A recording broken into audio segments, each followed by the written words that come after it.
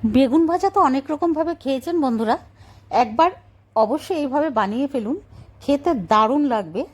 নমস্কার বন্ধুরা, সীমাস কিচেনে আপনাদের সবাইকে স্বাগত। আমি এই রেসিপির জন্য বেগুনটাকে এই রকম পাতলা পাতলা করে কেটে নেব। কেটে এটাকে একদম সরু সরু করে কেটে নেব। দেখুন এইভাবে একদম পাতলা পাতলা করে।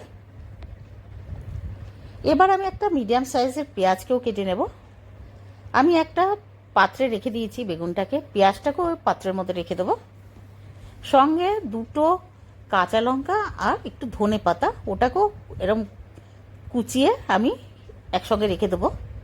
সঙ্গে দিয়ে দেবো 2 চামচ বেসন, ছোট চামচের 1 চামচ হলদি পাউডার, 1 চামচ রেড চিলি পাউডার আর স্বাদ মতো নুন। নুন দেওয়াতে বেগুন থেকে আপনি আপনি অনেকটা জল বেরিয়ে এসেছে, আর পেঁয়াজ থেকেও জল বেরিয়ে এসেছে, তাই জল আমাদের একদম দিতে হয়নি।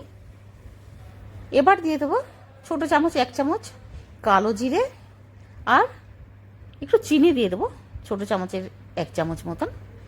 ওটা অপশনাল বন্ধুরা, তবে চিনিটা দেওয়াতে খুব টেস্টি হয়েছে। সঙ্গে দিয়ে দেবো 1 চামচ চালের গুঁড়ো দিয়ে এভাবে মিক্স করে নেব। এবার একটা প্যানে, তড়কা প্যানে আমি সর্ষের তেল দিয়েছি, দিয়ে এক এক করে সব পকোড়া 3টেকে আমি দিয়ে দেবো। 3টেই এসেছে একমাত্র এই তড়কা প্যানটাতে।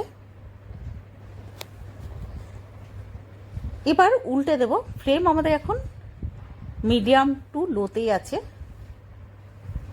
দিয়ে আমি এটাকে প্রেস করে দেবো, দাবিয়ে দেবো, যাতে ভেতরটাও ক্রিস্পি হয়ে যায় ভালো মতন।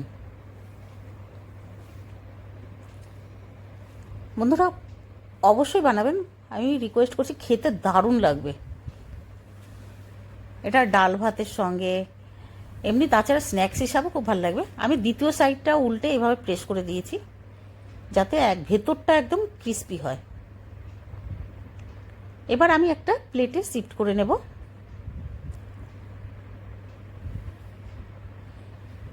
ওই প্যানে আবার আমি বাদবাকি যতটা আছে যতগুলো সব বানিয়ে নেব। বন্ধুরা ভিডিওটা ভালো লাগলে প্লিজ লাইক, শেয়ার ও কমেন্ট করে দেবেন। কমেন্ট করে জানাবেন যে খেতে কেমন হয়েছে। পুরো ভিডিওটা দেখার জন্য অনেক অনেক ধন্যবাদ।